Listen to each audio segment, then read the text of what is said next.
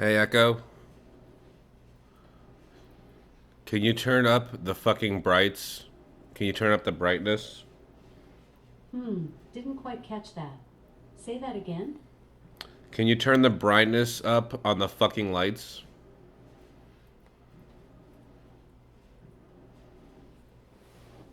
Hey Echo, can you turn the brightness up on the fucking lights?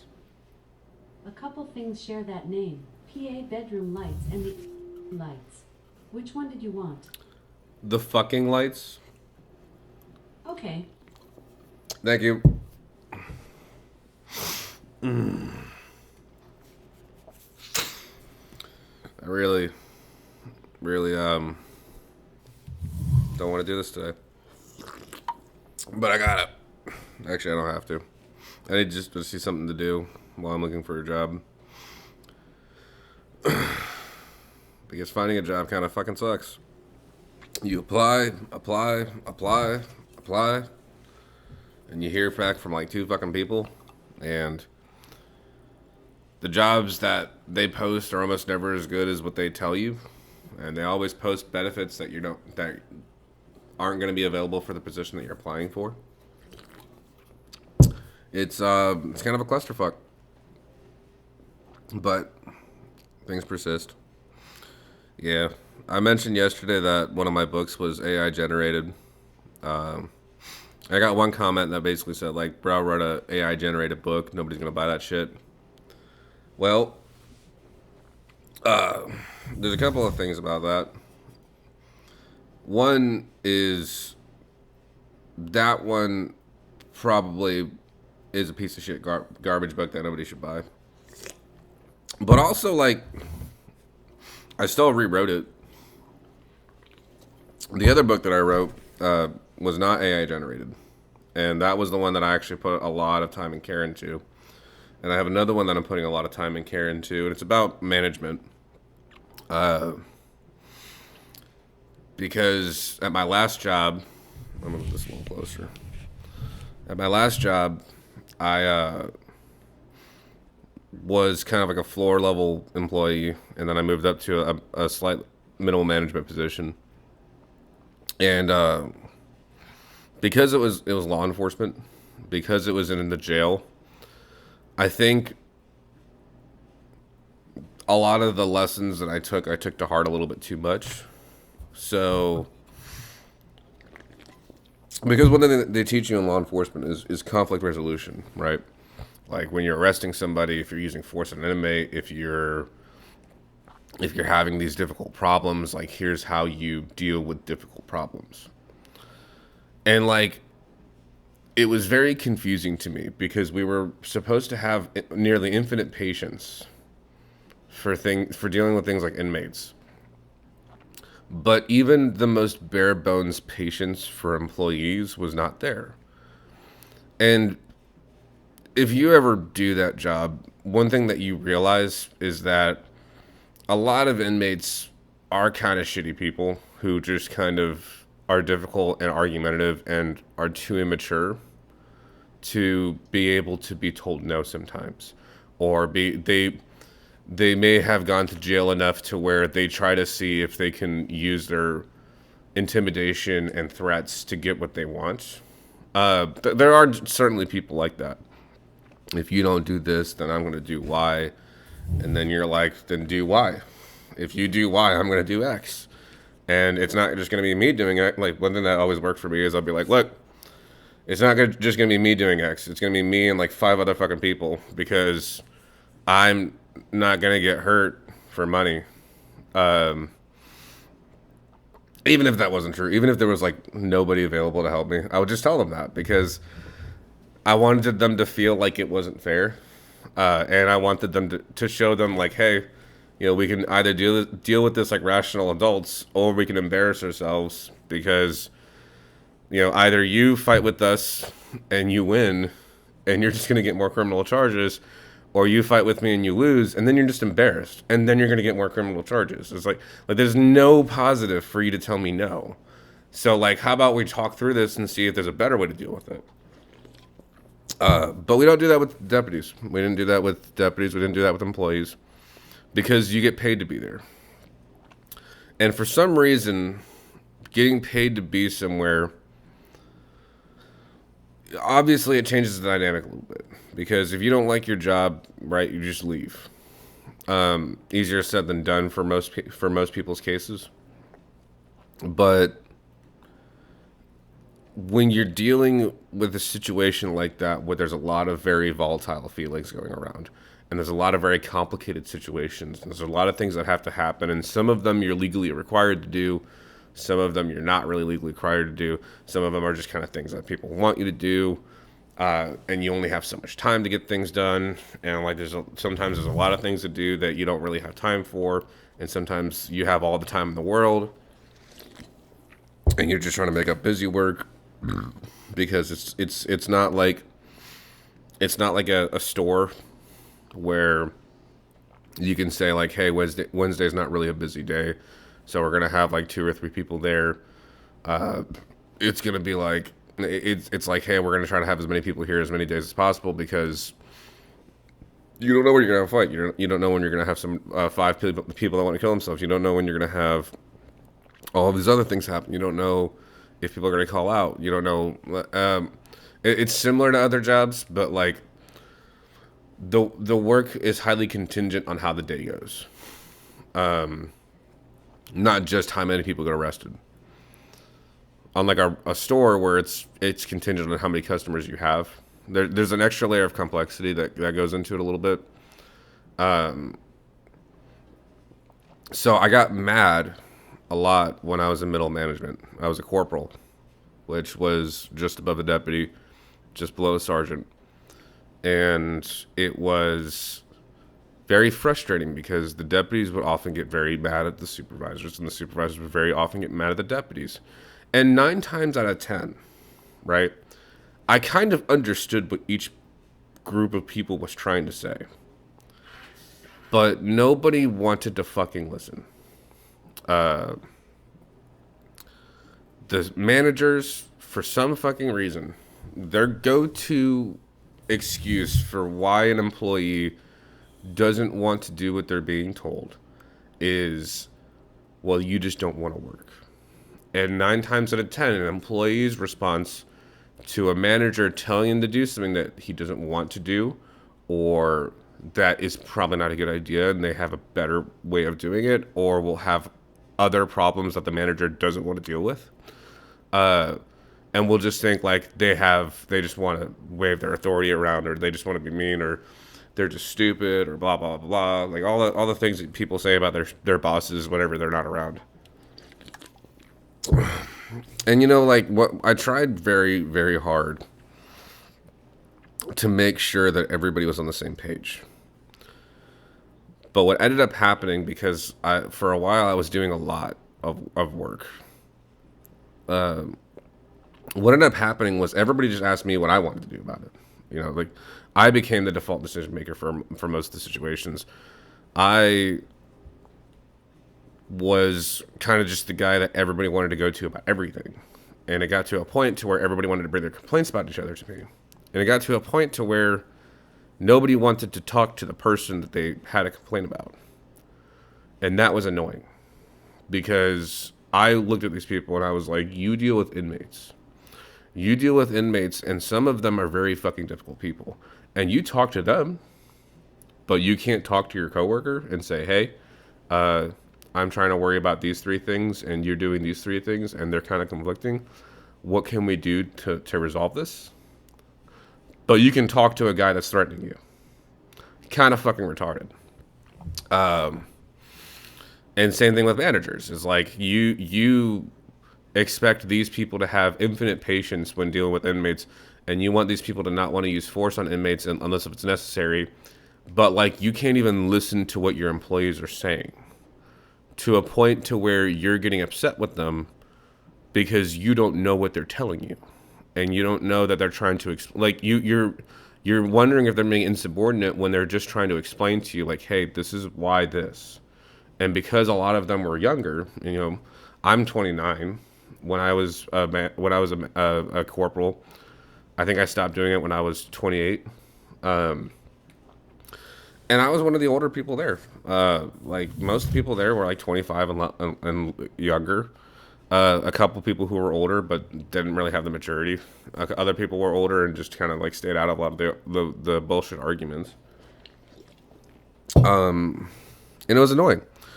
And so the management dynamic is that it was a rank dynamic. So they wanted it to be like a little bit more militaristic in that you defer to the highest ranking person. And that bothered me because a lot of times when you tell if you told me that I should be willing to use force in a situation that doesn't require to use force, that bothered me because I'm not going to answer for actions that you told me to do. And if you tell me to do something, I'm going to put your name all over that bitch if I don't agree with it. Even if I do agree with it, I'm still putting your name all over that bitch because I needed people outside of my job to understand, and I needed people outside of my chain of command to understand that I am not necessarily making decisions in a vacuum. And that bothered some people. They didn't like that sometimes. They didn't like when I would put down when other people were cursing in my reports because I'm not getting in trouble for your fuck up. If I cursed and I was a corporal, and I told my deputies this, I said, do not get in trouble trying to protect me. I curse sometimes, and we're not supposed to curse in these incidents. If I tell you in order that is a curse, that has curse words in it, if I say something that's like a little bit threatening, that makes you worry, like, hey, he's getting a little bit too pissed off. I need to like separate him from the situation. Then you need to put that in your report because if I do something and you do nothing about it, you have to answer for why you didn't intervene because you have a duty to intervene. And so, like that, in comparison to, you know, wanting to just do whatever the highest ranking person says, there's some conflicting there, and it bothered me. It wasn't to the point to where it was like I had to leave immediately, but it got to a point where I just didn't really respect a lot of the people that I worked for. And I got miserable enough to where I just became a shitty employee, and they just didn't want me there anymore. And a long story short, the book that I'm writing now, I want to write it for managers from the perspective of somebody who has a job where everything that you told somebody had more impact than just having to do another thing. Like it had consequences that was like if you're told that you have to like make a certain thing look nice in a store, right? That's just another few minutes you have to spend to make sure that like I don't know, if like a t-shirt looks a certain way or a display case is like over here but it should be over here. Like that's just a minor thing that you can take care of like that. Maybe there's a process that you have to do, like another piece of paper you have to fill out, somebody that you have to call if you're calling out, you know, some minor thing that you have to add on to. But with this, it was, hey, here's a thing that you have to make grown men who get arrested have to do, and they don't want to do it, and you got to figure it out. All right, cool. Also, if you have to use force on them, but you have to know when you can't use force on them, and you have to be willing to go through a schedule of disciplining these people. Because being a deputy is almost like being a manager. You're managing fucking people. It's just you're not managing people who are getting paid. You're managing people. You're managing a captive audience, and it's why so many people either suck at it or can't really do the job without being disliked by the inmates. And a lot of people didn't understand that. Like I understood how to be a pod deputy and not have the inmates hate me, but still have them do what I wanted them to do. I learned that. And the managers that I worked for, the sergeants, the lieutenants, didn't necessarily understand that, but when it came to their own deputies.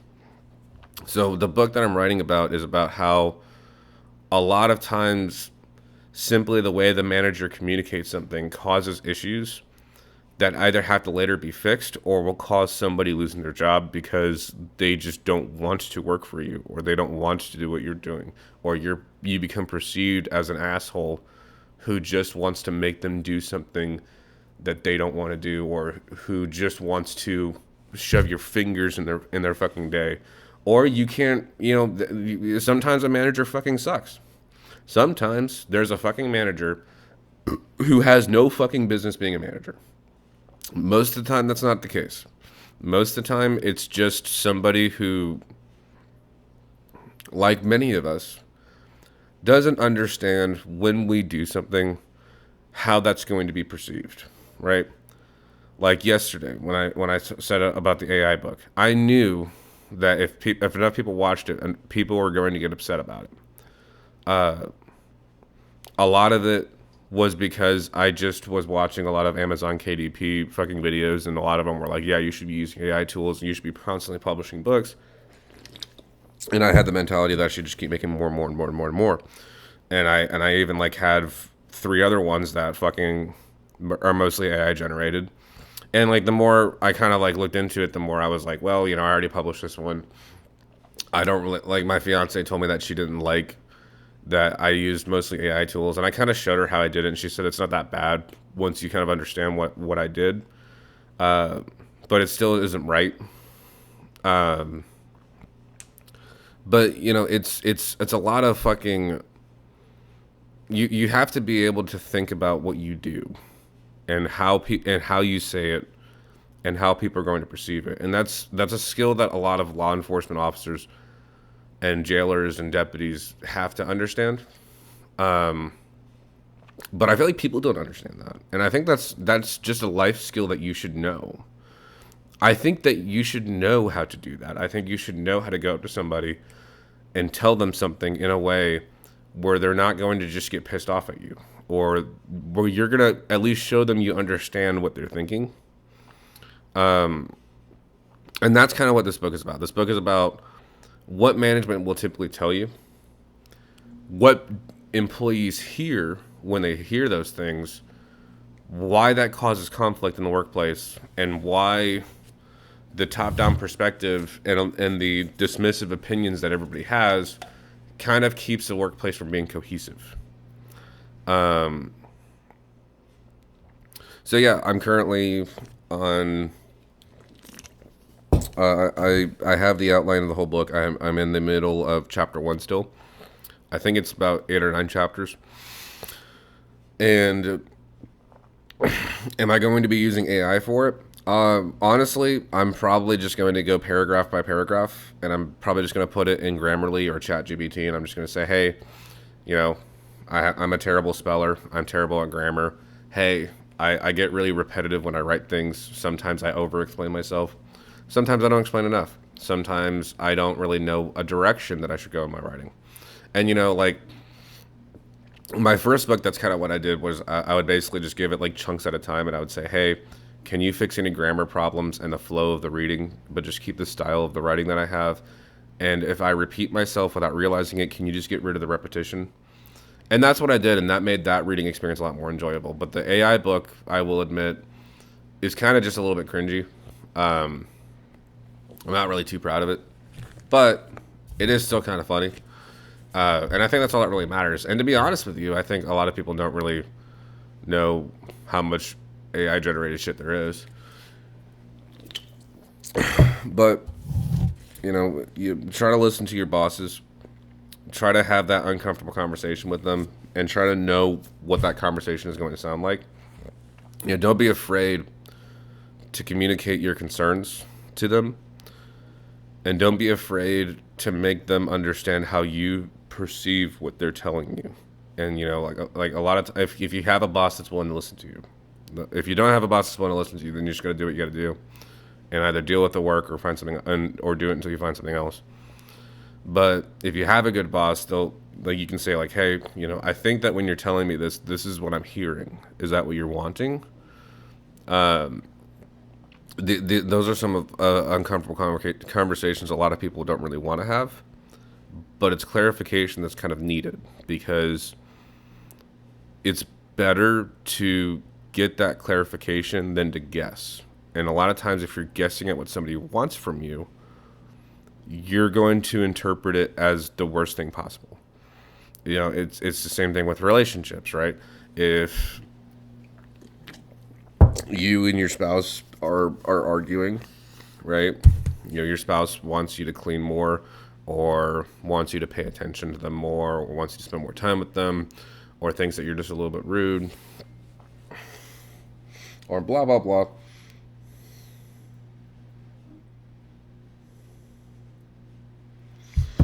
Or blah blah blah. Um, you know, a lot of times, like it's wanting people, like people blame women for this, and women, are notorious for it. But the idea that women just want you to read their mind. Everybody kind of makes you do that a little bit. Everybody kind of does that to each other. People are scared to communicate their concerns, and people will have an interpretation of a situation and let it play in their heads to the point to where they think they know what caused it, and they think they have this negative interpretation of the situation that just causes it to be more hostile, just causes you to be more pissed off. Now, I left my job because every time I tried to have that conversation, it just didn't work. It was a lot of excuses. Sometimes I was told I was right, and I was told that, I was acknowledged and being told that they could have communicated that better. And other times it was just, hey, you're getting paid to do what you're told. And I'm like, yeah, but you're not telling me to do a thing. You're telling me to make a person do a thing. And there was some conflicting things there that I'm not really going to get into. But anyway, if you watch this, thanks for watching. If you like it, give it a like. If you want to subscribe, go do that too. If you want to buy my book that isn't AI generated, it's called Life is Hard When You Are Stupid. It is only sold on Amazon. It is actually 3 years of my life that I spent typing, deleting, not liking it, just pounding my head against the wall. If you want the AI generated book, it's a lot cheaper, but it is funnier. It's The Beginner's Guide to Being Miserable. I more intended for that to be kind of just a funny gift you give to a person when they're down, or if they're just having these habits that cause them that make themselves be a little bit more miserable than they otherwise would be, just to kind of like give them a reason to laugh about it. Both of them are on the Kindle Unlimited thing, so if you wanted to, you could do that for $0. And the paperbacks aren't really too expensive. The hardcovers are a little bit more expensive, but I know some people like hardcovers. But yeah, if you like it, subscribe it. Buy my books so I can have money. If you have any book ideas that you want to explore me possibly writing, go ahead and leave that, and I'll talk with you about it. And if it turns into a book, I might even give you some credit. If you want advice on writing a book, I can do that too. If you want somebody to talk to, I mean, I'm just going to be sitting at home looking for jobs. So go and shoot a comment.